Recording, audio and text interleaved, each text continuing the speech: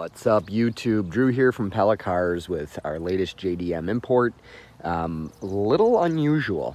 Typically we're after luxury cars, cars with no blemishes, rear wheel drive, highway cruisers like Toyota Crowns, Nissan Semas, Glorias. We've done a Mark II, we've done a Laurel, so kind of smaller but still luxury tuner style stuff. But this is a straight up economy car. It's called a Toyota Carina. And the only thing somewhat similar to it in the United States is the Celica. So I'm not 100% certain I'm getting this right, but like a 1992 Celica, I believe, is a chassis T180. Like a 94-ish, the one with the round headlights, that's definitely a T200. Well, this Carina here is a T190, so it's, similar in that it's a T, it's just a chassis kind of in the middle. So it's surprisingly nice for what it is. It's definitely got imperfections on it.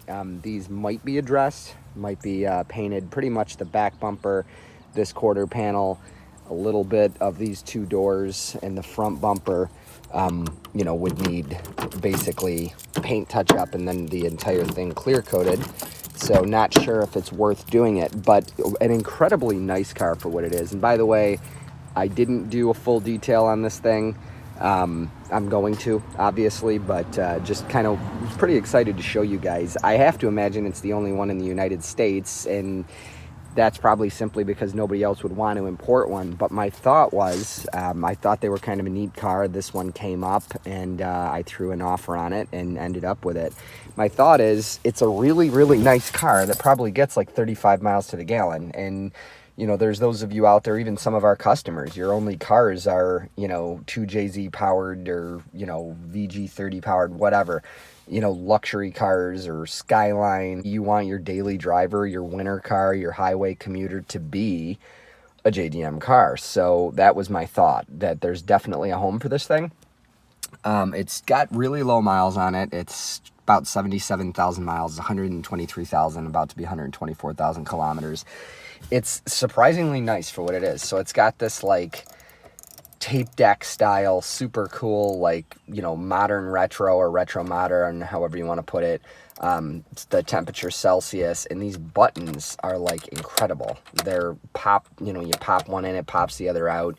Very nice feel on the climate control. It's got a single DIN original radio in it, which, I would probably just rock that, throw an FM transmitter in there or whatever. The radio is kind of useless because it doesn't get very good signal strength, and obviously 76 FM to 90 FM doesn't give you a lot of choices anyways.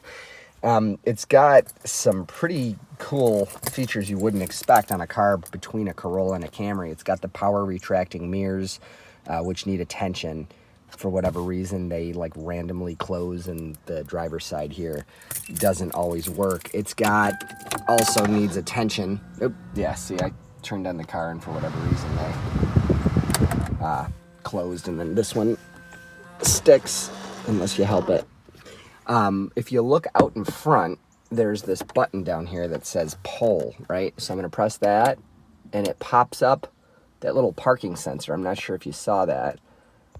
But, yeah, there it is. And then we'll put it back down. Unfortunately, it could pop all the way out and kind of like fall over, and then somebody has to hold it while you come in here and press the button. So we're going to address that too.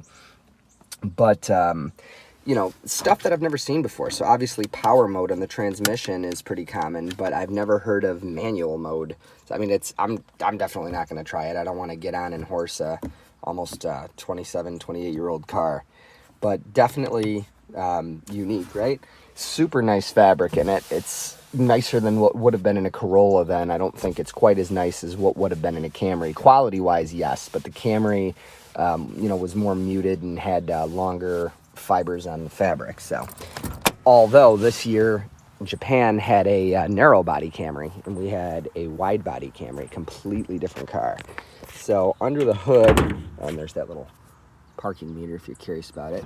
Under the hood, you'd think that you're looking at a 90s Camry, but what you're looking at is an engine that never made it to the United States. So we had the 3S FE, in the early 90s, late 80s Camrys, which was a 2-liter 4-cylinder. We had the 5S FE, obviously, in the 92 through 01 Camry, which was a 2.2-liter 4-cylinder, but we never got this 1.8-liter 4S FE, which is kind of cool. There's a pretty decent bearing hum coming from either something on the belt drive or possibly one of the idlers for the timing belt, which I was going to do anyways.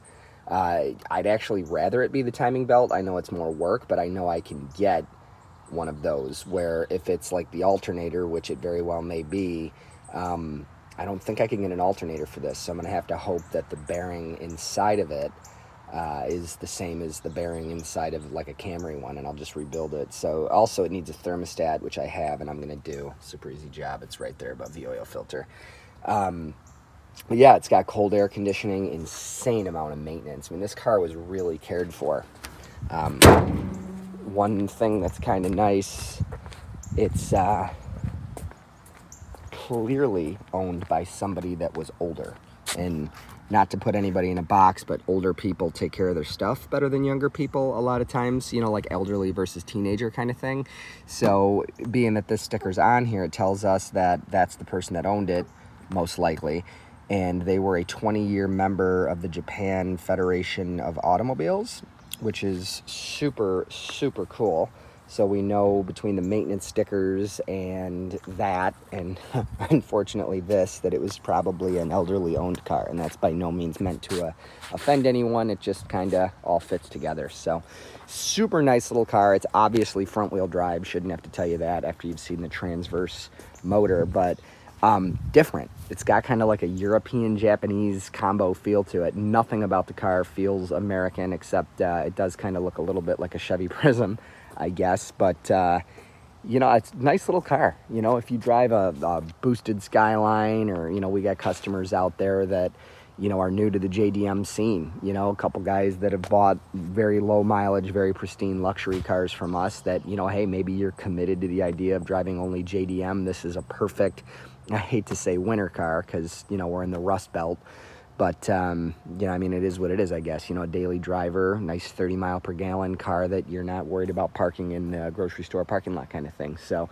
anyways, this is Drew with Pellet Cars. We are Rochester's JDM dealer, and this is the newly acquired 1994 Toyota Carina. Thank you.